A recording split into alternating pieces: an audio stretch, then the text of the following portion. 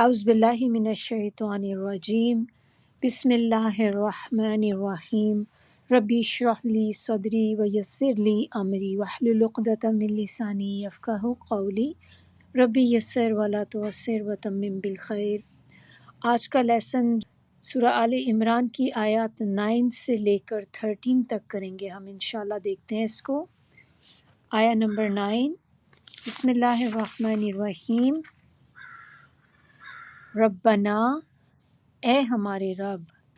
انکا، بے شک آپ، کاف زبر اینڈ پہ ہے تو معنی ہوں گے آپ، جامع، اردو میں ہم کہتے ہیں نا جیسے جمع کرنا، جامع ایک ہوتا ہے کہ کافی بڑی چیز ہو جاتی ہے، تو اسی سے آپ کو یاد کرنے میں بھی ایزی رہے گا۔ جمع کرنے والا، الناسی، لوگوں کو، لیومن، لام ہے شروع میں تو لیے، یوم اس دن، لا ریبا، لا نہیں، ریبا شک کو کہتے ہیں۔ ہم نے سورہ بقرہ کے بالکل سٹارٹ میں بھی پڑھا تھا اس کو۔ فی ہی، اس میں، انا، بے شک، اللہ، اللہ، لا نہیں، یخلفو، خلاف کرتا، المیعاد، وعدے کے۔ آیا نمبر 10، انا، بے شک، الذین، جو لوگ، کفروا، کافر ہوئے، لن، ہرگز نہیں، تغنی، تغنی، کام آئیں گے یا بچا سکیں گے، انہم، ان کو، اموالہم، مال ان کے، و اور، لا نہیں، اولادہم، اولاد ان کی، من سے، اللہ، اللہ، شیئن، کچھ بھی، و اور، اولئک، یہی لوگ، ہم، وہ، وقود، ایندھن ہوں گے، النار، آگ کا۔ آیا نمبر 11، کدأبی، کا ہے شروع میں جس کے معنی ہوں گے جیسے، کمپیریزن کے لیے آتا ہے۔ دأبی، حال، آلی، آل، فرعون، فرعون کا، والذین، اور ان لوگوں کا، من، سے، قبلہم، پہلے ان کے، کذبوا، جنہوں نے جھٹلایا، بآیاتنا، بی کے معنی ہوں گے ساتھ، آیات، نون الف اینڈ پہ ہے تو ہماری، فأخذہم، فا پھر، اخذا، اخذا کے معنی ہوتے ہیں پکڑ لینا، ہم ان کو، اللہ، اللہ نے، بذنوبہم، با ہے شروع میں تو معنی ہوں گے پر یا اوپر، ذنوبی، ذنوب گناہوں کو کہتے ہیں، ہم ان کے، تو اوپر گناہوں کے ان کے، واللہ اور اللہ، شدید، سخت ہے، العقاب، عذاب دینے والا۔ آیا 12، قل، کہہ دیں، للذین، لیے ان لوگوں سے جنہوں نے، کفروا، کفر کیا، ستغلبون، سا ہے شروع میں تو اس کے معنی ہوں گے ان قریب، تم مغلوب ہو جاؤ گے، غین لام با سے دیکھیں غلبہ بھی ہوتا ہے نا، غلبہ اردو میں ہم کہتے ہیں تو وہی چیز ہے، تم مغلوب ہو جاؤ گے، و اور، تحشرون، ہانکے جاؤ گے، حشر کرنا، جمع کرنے کو کہتے ہیں، اسی طرح میدان حشر کہتے ہیں نا، ایسا میدان جہاں پر سب کو جمع کیا جائے گا، الہ، طرف، جہنم، جہنم کی، وبئس، اور بہت برا ہے، المہاد، ٹھکانہ۔ آیا نمبر 13، قد، تحقیق، کانا، ہے، لکم، لیے تمہارے، آیتن، نشانی، فی میں، فیتین، اینڈ پہ یانون ہے تو اس میں اس کے ڈول کے معنی آتے ہیں، تو ہم کیا لکھیں گے، دو گروہوں میں، فیتین، دو جماعتیں یا دو گروہ، التقطا، جو آپس میں بھیڑ گئے، آپس میں لڑ پڑے، فیتن، ایک گروہ، تو قاتلو، لڑ رہا تھا، فی میں، سبیل اللہ، سبیل راہ، راستے کو کہتے ہیں اللہ ہی اللہ کی، و اخرى اور دوسرا، کافرتن کافر، یرونہم، یرونا کے معنی دیکھنے کے ہوتے ہیں، تو دیکھتے تھے ہم ان کو، مثلیہم، مثلی دگنا، ڈبل جیسے ہوتا ہے نا، ہم اپنے سے، رأیا، یہ وہی جیسے ہم نے یرونا کا کہا تھا دیکھا، دیکھنے کے معنی آتے، اسی طرح رأیا دیکھنا، العینی آنکھ کا، عین آنکھ کو کہتے ہیں، واللہ اور اللہ، یؤید مدد دیتا ہے، بنصرہ ساتھ، نصرہ نصر ساتھ، نصرت اپنی، من جس کو، یشاء وہ چاہتا ہے، انا بے شک، فی میں، ذالکا اس، لعبرتن البتہ عبرت ہے، لام ہے شروع میں تو اس لیے معنی البتہ کے یہاں پہ لگائے ہیں، لِأُولِي الْأَبْصَارِ، لِأُولِي لیے اہل، الابصار بصارت کے، جیسے ہم نے پہلے پڑھا تھا نا اولی الالباب عقل والوں کے لیے، تو اسی طرح اولی الابصار تو نظر والوں کے لیے، دیکھنے والوں کے لیے، جو لوگ دیکھ سکتے ہیں چیز کو۔ چلیں اب اس کی تفسیر کی طرف آتے ہیں۔ آج کا لیسن جو ہے ہمارا، اس میں سب سے پہلی آیت ہے آیا نمبر 9۔ اس میں بتایا جا رہا ہے کہ اے ہمارے رب، بلا شبہ تو ہی سب لوگوں کو ایک دن جمع کرنے والا ہے، جس کے آنے میں کوئی شک نہیں، تو کبھی اپنے وعدے کی خلاف ورزی نہیں کرتا۔ ہم لوگوں نے لاسٹ آیت جو پڑھی تھی آیا نمبر 8، وہ ایک دعا تھی، اور اس دعا میں کیا مانگا جا رہا تھا، اس میں ان لوگوں کے بارے میں تھا جو راسخون فی العلم، جو علم میں پختہ تھے، اللہ کو پہچان گئے تھے، جو ہر چیز کو قبول کرتے تھے، چاہے وہ محکمات ہوں چاہے متشابہات ہوں، دونوں کو ایکسیپٹ کرتے تھے۔ اور ان لوگوں نے پھر وہ دعا مانگی تھی، یا ایسے لوگ دعا مانگتے ہیں یہ والی، کہ اے ہمارے رب، ہمارے دلوں کو ٹیڑھا نہ کرنا بعد اس کے کہ آپ ہم کو حق کی طرف ہدایت کر چکے ہیں، اور ہم کو اپنے پاس سے رحمت عطا فرما۔ اور وہ رحمت کیا ہے؟ جیسے کہ صراط مستقیم پر قائم رہنا۔ بلا شبہ آپ بڑے عطا کرنے والے ہیں۔ اب اس کے ساتھ ہی ملا کر اب ہم اس آیت کو اگر دیکھیں کہ وہ لوگ جو یہ دعا مانگتے ہیں، اب دعا مانگنے کے بعد کیا کہہ رہے ہیں؟ وہ کہہ رہے ہیں کہ یہ اللہ، ہمارا عقیدہ ہے کہ آپ بلا شبہ سب لوگوں کو، چاہے وہ عقل والے ہوں، ٹیڑھی سوچ رکھنے والے ہوں، متشابہات کے پیچھے پڑنے والے ہوں، خود گمراہ ہونے والے ہوں یا گمراہ کرنے والے ہوں، اور اسی طرح چاہے وہ مومن ہوں چاہے مشرک ہوں، سب کو اکٹھا کر کے ان کے درمیان عدل اور انصاف سے فیصلہ کرے گا۔ تو وہ دعا مانگنے کے بعد اللہ کو کہہ رہے ہیں کہ اللہ تعالیٰ، یہ ہمارا یقین ہے اس بات پہ کہ آپ سب کو اکٹھا کریں گے۔ اور یہ کیا چیز ہے اکٹھا کریں گے؟ اس چیز پر عقیدہ رکھنا، یہ کون سا عقیدہ ہے؟ تو یہ ایک طرح سے آخرت کے بارے میں بات ہو رہی ہے نا، تو ایمان بالآخرت، کہ آخرت پہ ایمان ہے ان لوگوں کا، اور ان کو یہ پتہ ہے کہ ہاں ایک دن ہم سب اٹھائے جائیں گے۔ اور یہ ایمان بالآخرت جو ہے، یہ ایمان بالغیب کا ایک بہت اہم حصہ ہے، اور یہ وہ چیز ہے جو ہماری زندگیوں میں ایک بہت اہم کردار ادا کرتی ہے۔ اگر کسی بندے کا یہ عقیدہ درست ہو جائے کہ ایک دن قیامت کا آئے گا اور اس دن ہم اٹھائے جائیں گے، تو آپ دیکھیں کہ اس کی زندگی کے باقی معاملات کتنے صاف ہو جاتے ہیں۔ ہم انسان غلطیاں تبھی کرتے ہیں، گناہ تبھی کرتے ہیں جب ہمیں اس بات کا اتنا یقین نہیں ہوتا کہ ایک دن ہمیں اپنے رب کے آگے کھڑا ہونا ہے۔ اور یہ شیطان ہے جو انسان کو بھلا دیتا ہے یہ چیز، کہ آپ کا دماغ اس طرف جانے نہیں دیتا۔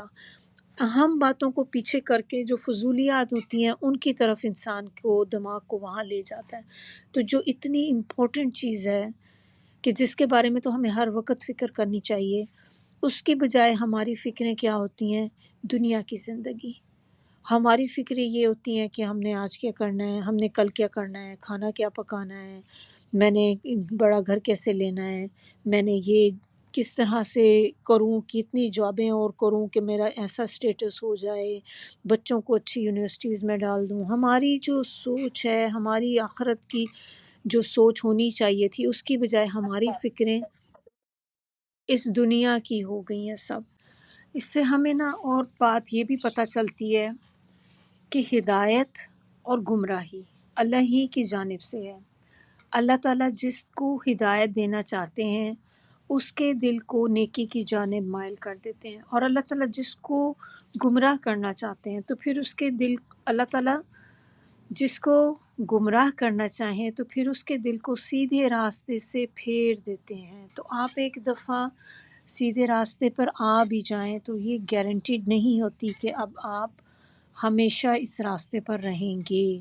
تو اسی لیے ہمیں ہمیشہ ہدایت کے لیے دعائیں کرتے رہنا چاہیے، جیسا کہ نبی صلی اللہ علیہ وآلہ وسلم دعائیں مانگا کرتے تھے. ایک حدیث ہے ان کی، اس سے ہمیں یہ بات پتہ چلتی ہے کہ نبی صلی اللہ علیہ وسلم نے فرمایا کوئی دل ایسا نہیں ہے جو اللہ کی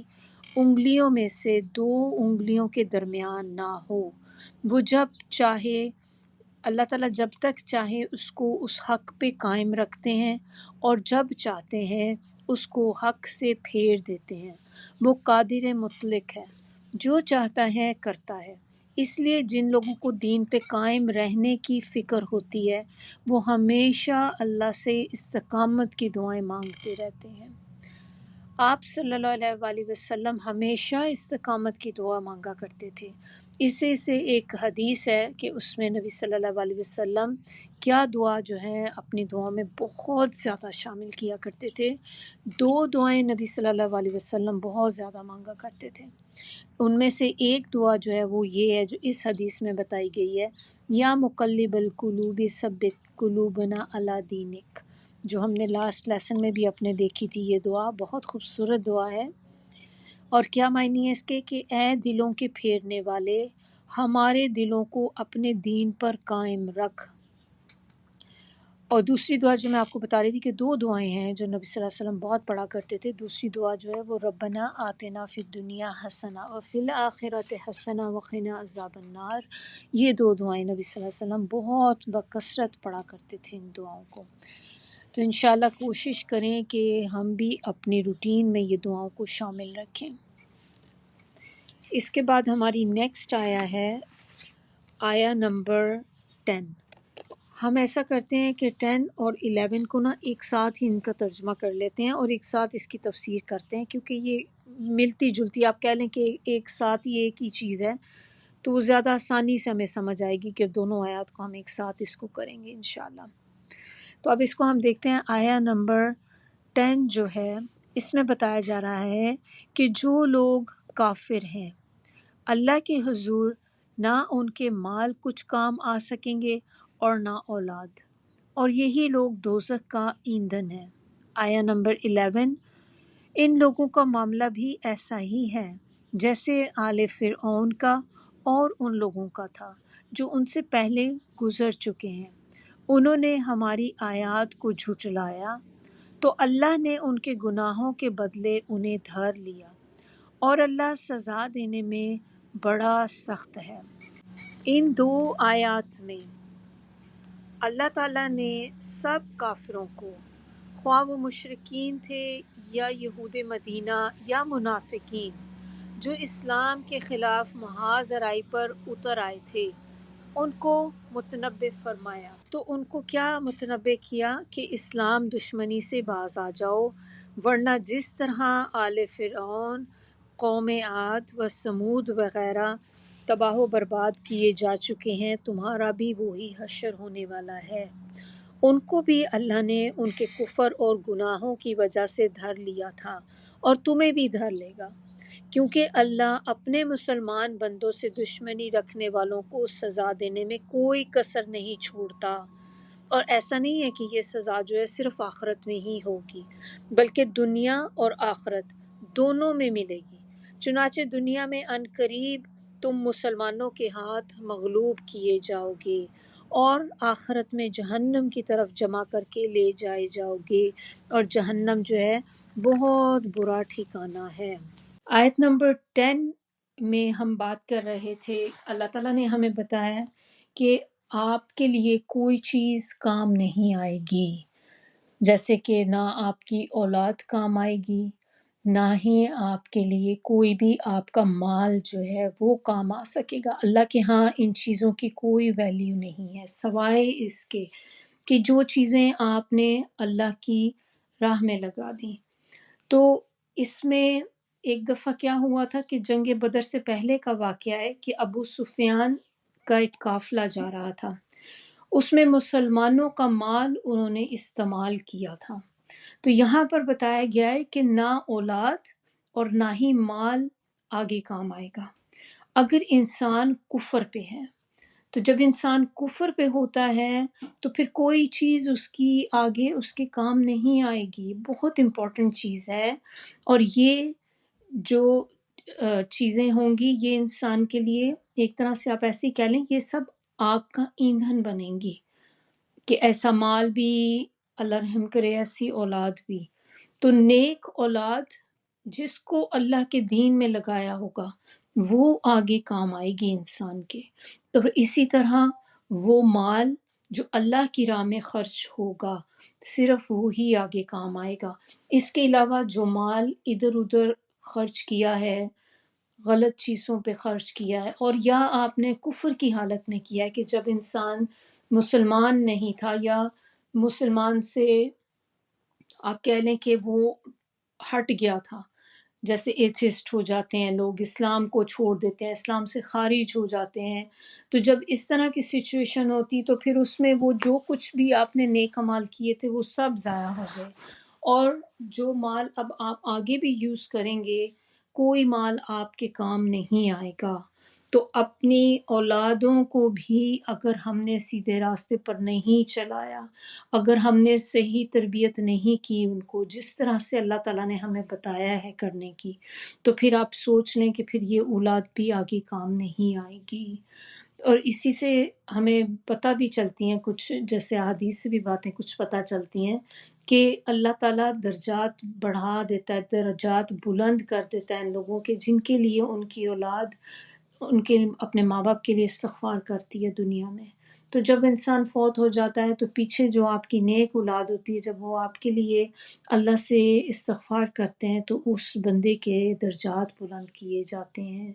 تو اللہ تعالیٰ ہم سب کو محفوظ رکھے اس چیز سے کہ کبھی ہم بھی اس طرح کی سچویشن میں ہوں، اللہ نہ کرے کہ کبھی ایسا ہو۔ اللہ تعالیٰ ہمیں توفیق دے کہ ہم اپنی اولادوں کو اور اپنے مالوں کو اللہ کی راہ پر چلا سکیں، اس کے مطابق ہم اپنے اولادوں کی تربیت کر سکیں کہ جس طرح اللہ تعالیٰ نے فرمایا ہے، اور تاکہ یہ اولاد ہمارے لیے صدقہ جاریہ بن جائے۔ ہر وہ شخص جو کفر پہ مرے گا اور اسی راستے پر اپنی اولاد اور مال کو لگایا تو سوچ لیں کہ وہی ہوں گے جو آگ کا ایندھن ہوں گے۔ اللہ تعالیٰ ہم سب کو اس سے محفوظ رکھے۔ آیا نمبر 11 میں اب بتایا جا رہا ہے یہ کہ اگر تم نے یہ بات سیکھنی ہے اور سمجھنی ہے، جو ابھی ہم نے بات جس کا ذکر کیا، تو پھر تم دیکھو فرعون کا حال کیا ہوا ہے، اس کا حال، اس کا اپنے آپ کو کیا کہتا تھا، اپنے آپ کو کہتا تھا کہ میں رب ہوں، میں خدا ہوں، اپنے آپ کو خدائی کا دعویٰ کرتا تھا، اور اس کا کتنا بڑا ایک سٹیٹس تھا۔ اللہ تعالیٰ نے اس کو اتنا مال دیا تھا، بہت امیر تھا، اور اس کو اللہ نے ایک روب بھی دیا تھا، روب دبدبہ جو ہوتا ہے نا وہ بھی تھا اس کے پاس۔ تو سارا کچھ ہونے کے باوجود کیا ہوا اینڈ ریزلٹ اس کا، اتنا کچھ تھا، کیا چیز اس کے کام آئی؟ کچھ بھی نہیں۔ جب غرق ہونے پہ آیا تو نہ کوئی دولت کام آئی، نہ کوئی اولاد، نہ کچھ بھی اس کا کام نہیں آیا، نہ ہی یہ سٹیٹس اس کا کام آیا، کوئی اس کو بچا نہیں سکا۔ اسی طرح ان سے پہلے جو آئے تھے انہیں دیکھ لو،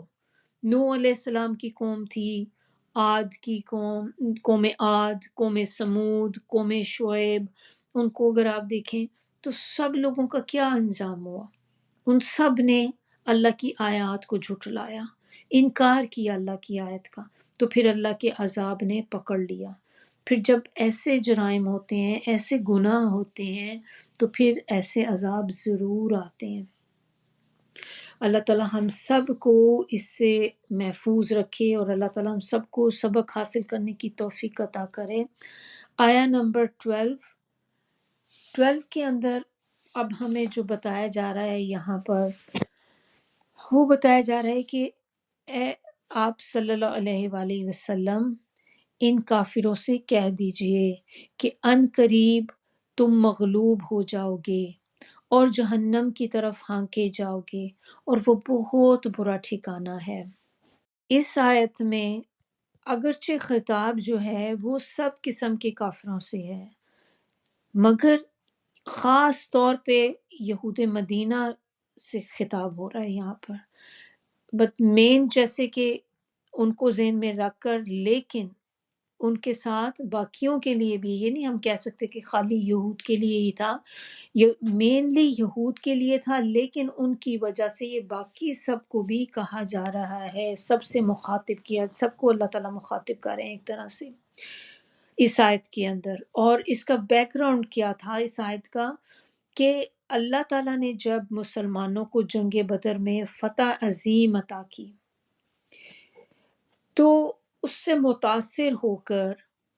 جس کا ہم نے آپ کو میں نے بتایا تھا کہ ایک جو سردار تھا منافقین کا، جس کو رئیس المنافقین کہتے ہیں، وہ کون تھا؟ عبداللہ بن ابی۔ اس نے اپنے ساتھیوں سمیت اسلام قبول کر لیا،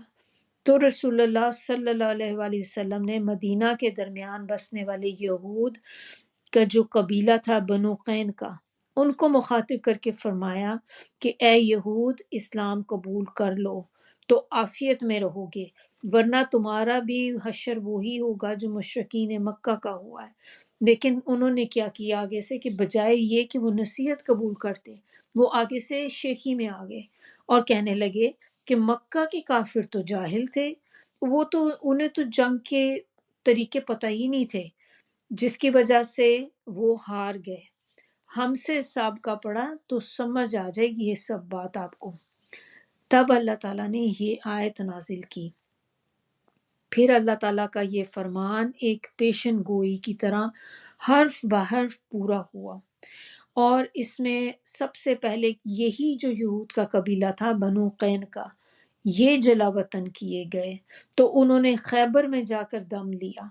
پھر یہود کا ایک اور قبیلہ بنو نذیر، وہ جلا وطن ہوئے، تو انہوں نے بھی خیبر کی راہ لی۔ پھر بنو قریظہ کی باری آئی تو وہ قتل کیے گئے اور لونڈی اور غلام بنا لیے گئے۔ تو 3 قبیلے تھے اس ٹائم میں مدینہ کے اندر یہود کے، ایک بنو قینقاع، ایک بنو نذیر، اور ایک ان میں سے جو تھا بنو قریظہ۔ تو یہ 3 امپورٹنٹ جو قبیلے تھے۔ تو ہم جب آگے سیرہ چکے پڑھ رہے ہیں نا، تو اس لیے آپ کو یہ 3 نام آنے چاہیے، تو اس میں آپ پڑھیں گے آپ کو اور زیادہ پھر اس میں سمجھ آئے گا اس کے بارے میں۔ پھر ان میں سے یہ کہ یہ سب جو تھے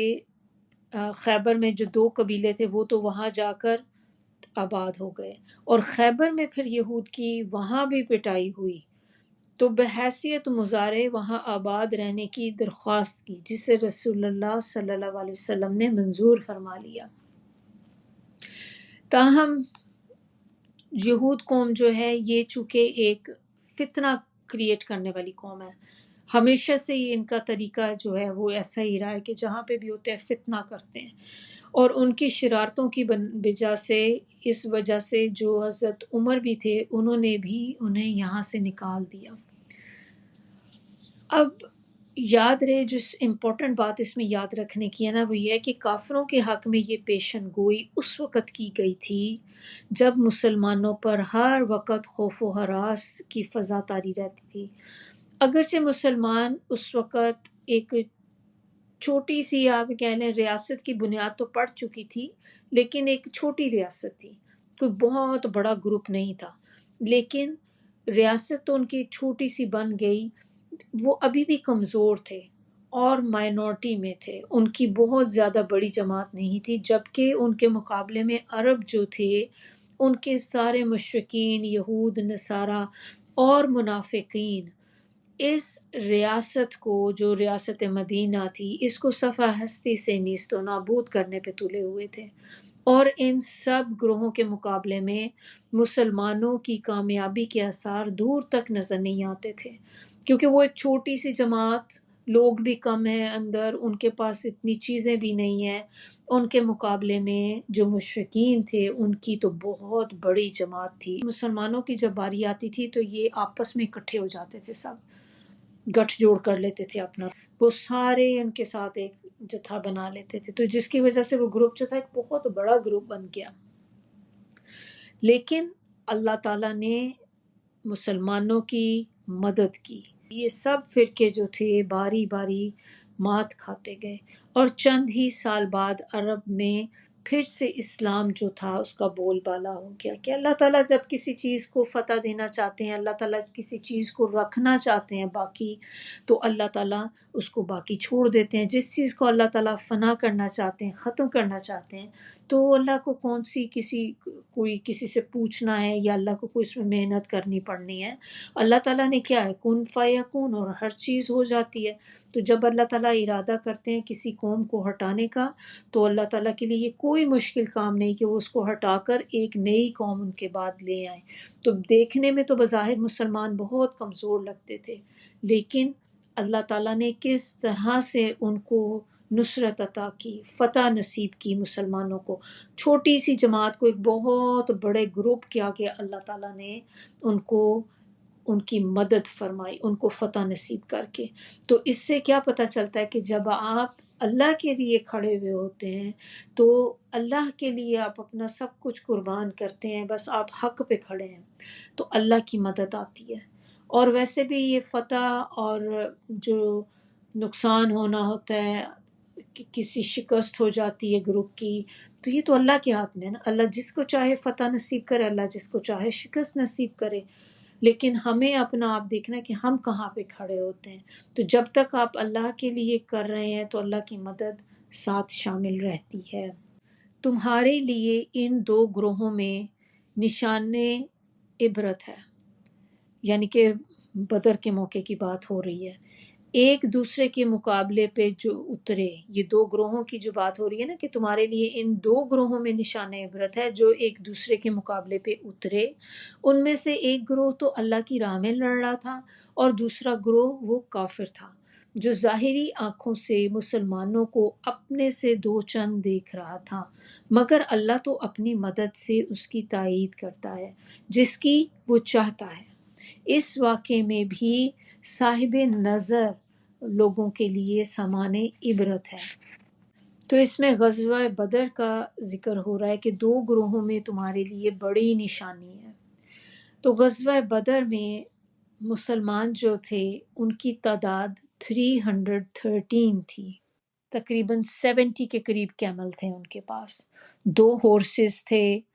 6 ان کے پاس زریں تھیں، اور 8 تلواریں تھیں۔ ٹوٹل کل اثاثہ ان کا جو تھا جنگ میں وہ یہ تھا، جبکہ جو ان کے مقابلے میں کفار تھے ان کے پاس کیا تھا، 1000 کے قریب لوگ تھے ان کے ساتھ، اور 100 ان کے پاس ہورسز تھے،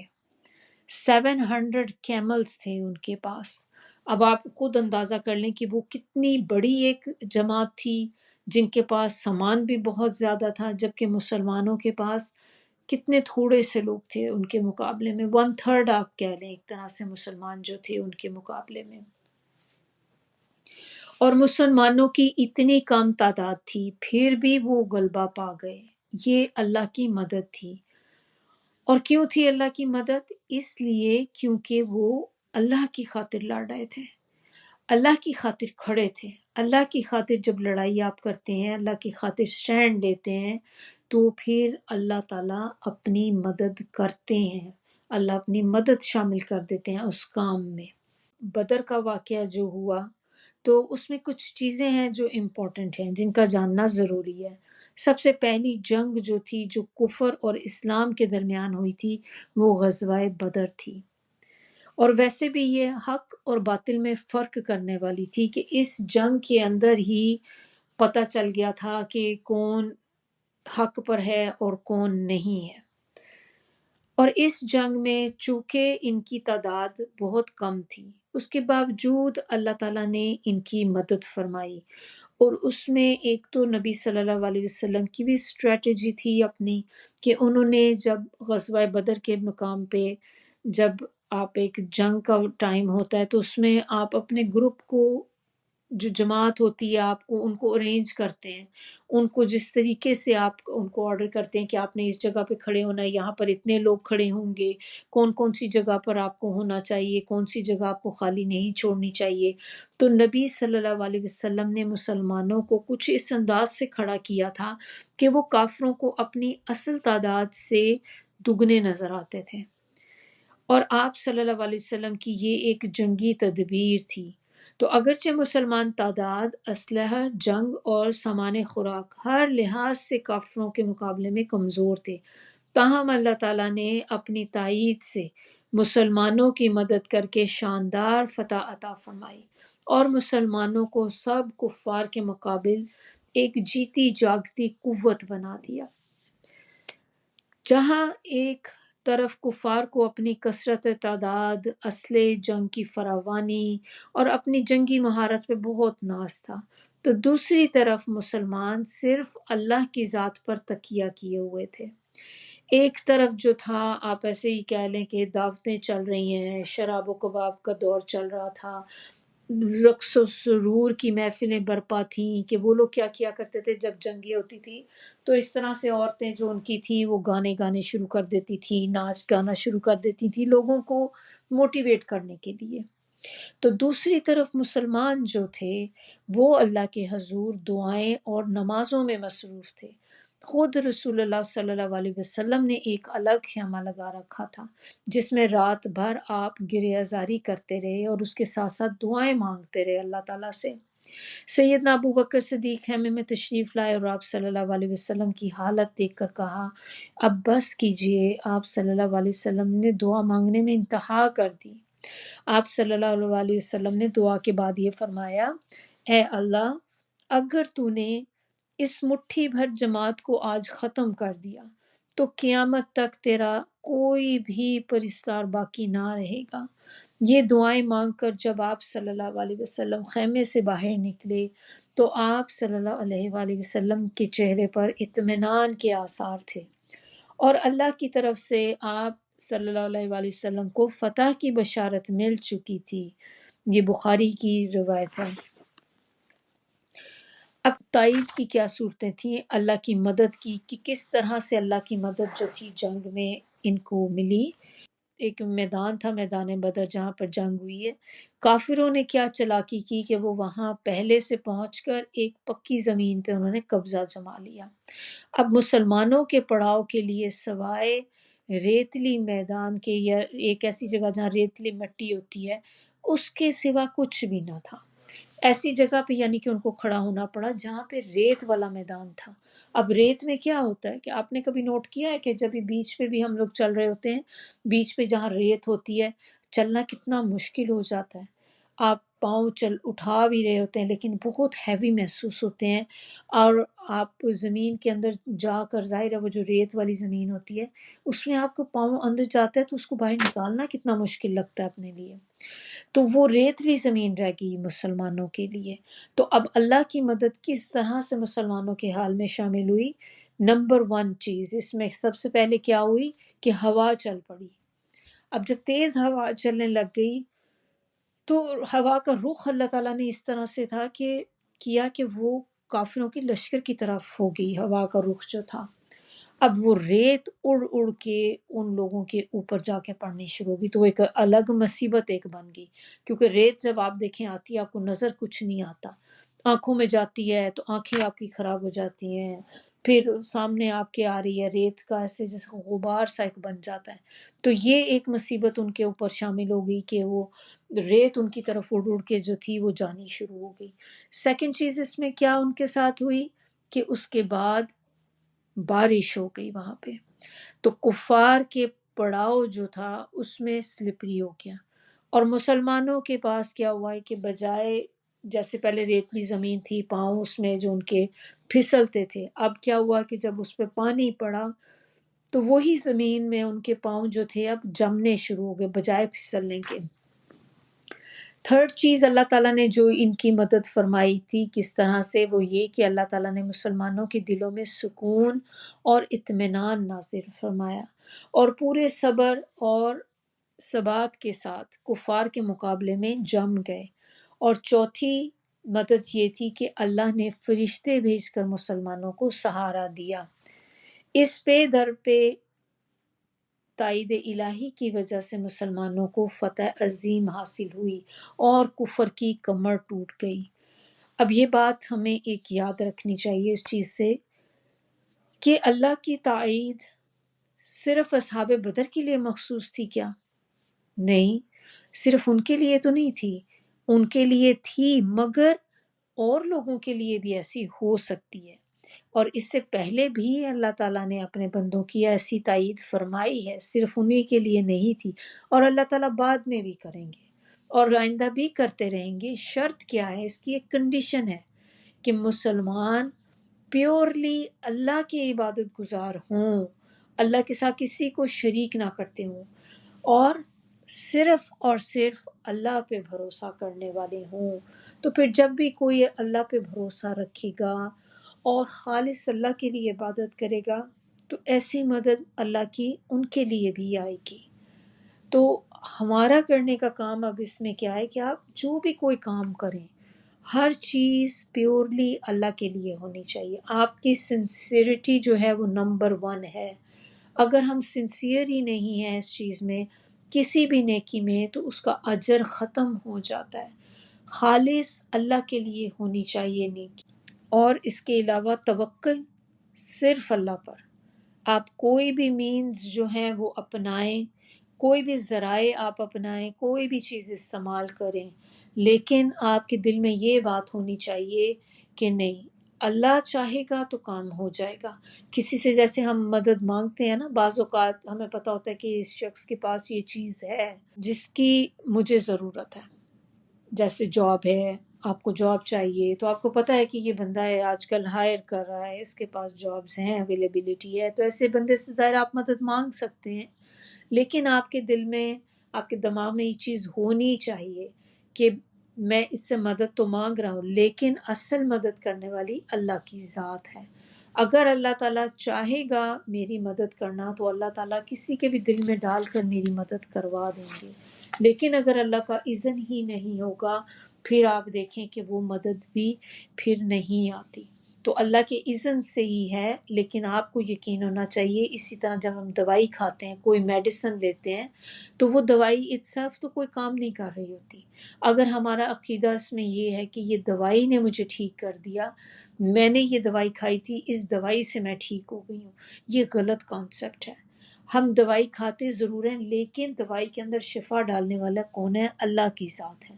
اللہ اس میں شفا ڈالیں گے تو آپ کو نصیب ہوگی، ورنہ وہی دوائی آپ بعض اوقات کھائے چلے جا رہے ہوتے ہیں لیکن اثر نہیں کرتی، اور ہم کہتے ہیں کہ پتہ نہیں، میں نے